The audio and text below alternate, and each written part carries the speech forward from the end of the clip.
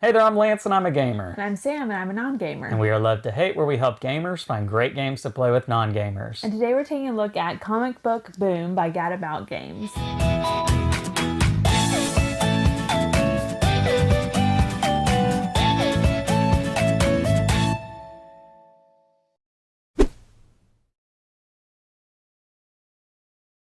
Real quick before we get into Comic Book Boom, I want to tell you guys about Into the AM.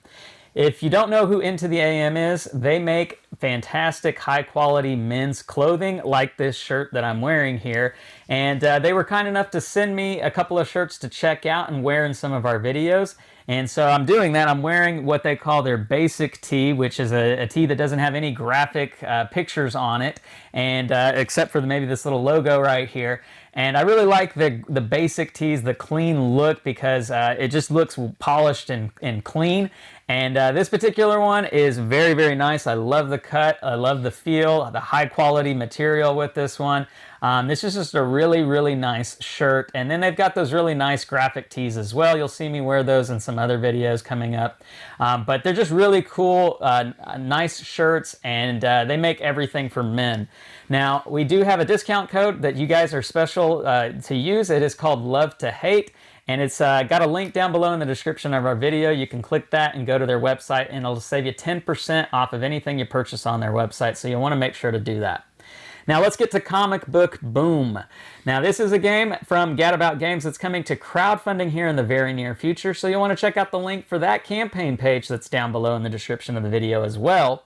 And it's got a really cool theme of comic books. Now, this is the golden age of comic books, the 90s, in which you are trying to sell as many different types of comics, different themed comics. You know, you got your superheroes, ninjas, robots, fashion, all sorts of different themes that you would find in comic books. And you are trying to press your luck in trying to get those themes to be as high as they can be to get you the most money and readership and collectability before the bubble bursts, and then you're getting pennies for it. Let's go down to the table where I'll show you how this one works, and then we'll come back and share our thoughts on it as a gamer and non-gamer. Alright, I have Comic Book Boom on the table. Let me show you guys this Press Your Luck comic book game. Now, I do want to make sure you understand everything you see here is prototype, so the final artwork, components, maybe even some of the rules might change once it's released from crowdfunding. That being understood, let's go ahead and get into this. What you have with this game, you've got two central boards. This board over here is going to keep track of the hype of the different types of comic books that are represented by these tokens. This is ninja-themed comic books. You have lots of cards. You've got this board over here that's going to hold all of the cards and remind you of the different phases of each round, as well as having spots for the discards of the three different types of cards. You've got your comic book cards, you've got your enhancement cards, and you've got your stunts cards. You also have lots of money tokens in the game and these research tokens over here. Now, how this game is going to work, you're going to set it up a little bit different based upon the number of players in the game, either 2, 3, or 4, and essentially you'll make sure that all of these tokens are either on this line for 2-player, this line for 3-player, or this line for 4-player. And how this game is going to work, you are going to follow these rounds over here, as you see right here, and you are going to be playing the game until the bubble bursts, getting all the way up here to the top of this hype track, at which point the comic book golden age is over. People are over comic books. They no longer want them, and that will mark the end of the game. And this is going to go up every round, but it could go up more than once in any given round. Now, how it's going to work, you are going to have these comic book cards, and this particular one here, Platinum, is it only has one particular theme to it, and it's got this shield theme to it, armor theme, and so it really corresponds with this token right here. And it's going to have some icons here in the bottom, and they're always going to be different. Some comic books are going to have more than one theme attached to it, and then some comic books are not going to have any theme to it at all. This freestyle comic does not have a theme, but it does come with its own readership. And that's important because the more readership attached to a particular comic, the more points you will score. Now, the other two icons that you see in this game do match the icons that are on the backs of these comics over here. And ultimately what you're trying to do is you're trying to get as much readership and as much collectability as you can, because that increases the profits that you will get for selling that comic book every round. The purple flame icon indicates its hype, and so hype is going to increase the readership ability, if that makes sense. So whenever you have these comic book cards, what you'll be doing along with these other two cards, which I'll explain to you what those are here in just a minute, you will be choosing which ones you want to play in front of you face down if they're not already face up, because you get to keep the comic books that you've played round from round as long as that particular theme does not get overhyped and the bubble bursts on that specific type of theme. But I will be playing these cards face down to keep it hidden from my opponents. Now, I wouldn't be doing this right here underneath this board, but this would be right in front of me. I'm just doing it right here to save some space because, again, these are discard spaces right here, and you'll be putting your discard cards there. So I've got these cards face down. Now, I may also have some enhancement cards, and so I want to show you what some of these enhancement cards are. A poly bag is going to add 1 collectability. A foil cover here is going to add 2 collectability as long as the book has at least 2 hype. A poster here is going to add 1 collectability as long as it has 1 hype. Here's another example, variant cover, 1 collectability per hype on this book. Now, I will be playing these cards in addition face down to my comic books, and I can play as many as I want, but I can't repeat any of the specific cards. So I can't have 2 poly bags because that wouldn't make any sense. You would only need 1 poly bag for that particular comic. So that's how the enhancements works. Now the hype cards, the stunt cards, they're going to work the same way, adding hype to any particular card. As you can see, an anniversary, and again, you can't have the same stunt card attached to the same comic. The death of, and so we always, when we're reading the comics, if somebody's dying in that comic, you bet that's one that I want to read. I want to check that out. Crossover, if you're having other superheroes come into that comic, you bet I want to check that out. So it's 1 hype per crossover that you played on this turn. Doesn't matter where it's at on any of your comics that you've played, that's going to give you extra hype. Now, this is the develop phase. The first set of a phase is going to be drawing cards from these decks, and you'll pay $1 that you have back to the supply per card that you draw, and you can draw from any of these decks, and you can spend all of your money if you want to. However, the winner in this game is going to be the person who has the most money. Now, at the end of every round, whoever the last player is will earn one of these research tokens, and they can spend that to draw 1 card for free. And so that is one benefit, a catch-up mechanic, if you will. So that's the research phase, and then as I've already shown you, the development phase is playing these cards face down.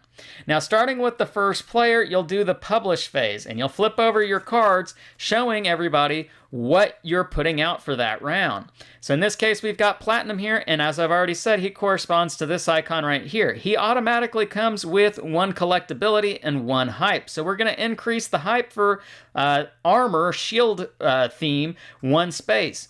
And then we would go through the list of all the other cards.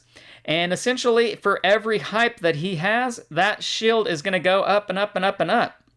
Wherever he ends up staying is going to be very important, because if he crosses any one of these lines here, he's increased the readership for that particular theme.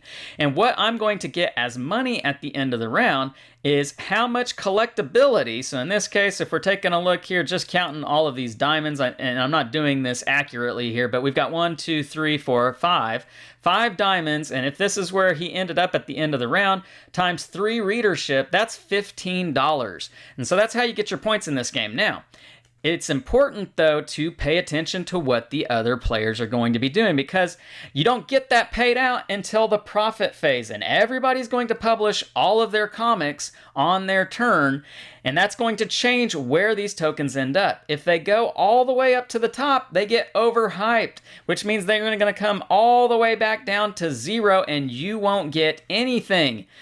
for that comic. Well, that's not completely accurate. What you'll have to do if any of your comics bust, you'll get $1 per card attached to that comic and the comic itself. So in this case, $1, $2, $3, $4, $5, $6, $7. But then you have to discard all of those cards to the discards piles here, and that comic is out for the rest of the game. So not nearly as much money as I would have gotten at $15 in the example from before. So you want to try to play this market game out wisely, because if you are too risky and you go too aggressive, you're going to bust and be overhyped. Now, there are some cards in the deck that are going to have this balloon raise up if you play it, but at the end of every round, it will go up one space automatically. And that's how the game plays out. Now, if anything is above the bubble, if any of these tokens are above the balloon, wherever the balloon is at, then they'll come back down to where the balloon is for the next round. But anything that's below the balloon is going to stay where it's at. And you continue to play the game just like you saw in that particular order, following these steps right here. That's the cleanup phases, moving all of these tokens to where they need to be. But then, again, you keep playing until this balloon gets all the way up to the top, at which point you count up to see who has the most money, and that person is the winner. And that's how you play Comic Book Boom. Let's go back up top and share our thoughts on this one. And we're back, and now we're going to share our thoughts here on Comic Book Boom from a gamer and non-gamer's perspective. So, Sam, do you like comics? Are you a comic nerd? I like Marvel. I've read some comics. I watch lots of movies. She loves the MCU. Let's put it that way. But no, you do like X-Men. You do like, the old school. X-Men's where it started. Old school Marvel. She's really into that. Don't get me started on DC. We're not DC fans, which might just anger a few of you out there. But we love comics. We love superheroes. We love that genre of movies and geek culture and everything. Like I've got a shrine over here to Marvel United with a lot of them painted. And then Funko Pops. Funko Pop. Yeah, we really love comic books. And so when I heard about this one from the designer Dan, I reached out to him and I told him, we need to check this out for you. This has really piqued my interest, and he was kind enough to let us preview this for him. So we already were very interested in this game, and I'm pleased to tell you guys that the gameplay really matched up with my hype for the game. It's got this press your luck kind of mechanic in which you are putting your eggs in one basket or multiple baskets. Yeah. And you're hoping that other people aren't doing the same thing, and it's just going to drive the popularity for something too high and cause the bubble to burst, which is so realistic, right? Yeah. Like everybody's so gung-ho about the same thing, and then it dies out. And that's what happens in this game. And you really kind of have to ride that wave of popularity. What did you think about that concept and the way this game plays? That concept, the popularity, that was hard because you didn't know what the other person was playing. And inevitably, it turns out, you have 4 different sets and only one of them is going to get you anything because the other one's burst. Yeah. So you can have turns like that. It was a lot harder than I initially thought it would be. The rest of it is it's deck building essentially. Yeah, I guess so. Yeah, in a sense, because you do take back a lot of the cards, and so you do you learn kind of what goes with what's going to get you. But the funny thing is at the beginning I thought like, okay, the more stuff, the more points. But then you get towards the end and you're like, I don't want that many points on each one. Right. So it is lots of strategy. Yes, it is deceivingly more deep than what it would meet the eye. Because, like Sam's talking about, and it changes over the course of the game, right? Because in the beginning of the game, or even at other parts in the game when certain themes are low, you're like, oh yeah, it's safe. I can put all my cards on this theme. Exactly, and then but it can go from 0 to whatever the top one is, and bust in one turn, and you're like, what just happened? Like that can happen in this game. Yeah. But even when you bust in this one, you're still getting things. So it's not a complete, ultra punishment. You're still getting money. You're still getting something, but it's definitely one that can kind of come out of nowhere. And so I really love that aspect of this game because, you've got to really pay attention to what other people are going to be doing too, and seeing how they're lining their cards up. And you're not 100% sure what they're doing. Like, you don't know what the cards they're playing are. Yeah. But you can see where they're putting a lot of their cards. And so if you're careful, and if you're just intuitive, knowing what other people might be thinking too, that's going to help you a lot with this game. And you got to ride that wave. Like, you got to kind of go with the flow of, well, you know, robots were really high. Maybe not a lot of people will put a lot. So I'm going to put like a couple of cards on robots, and maybe it pays out. Trying to figure that out is where the most of the strategy comes in. Yeah, for sure. Now, I thought it was really a lot of fun with this one. What did you think? Was this a fun game? I know you mentioned it was hard, but I think it was hard. I think it was frustrating, but it was a fun game to play. It's fun to make your own comic, to add things to each category, and try to come up with something that's going to be really popular. So the gameplay, it's easy to understand, but it's hard to play.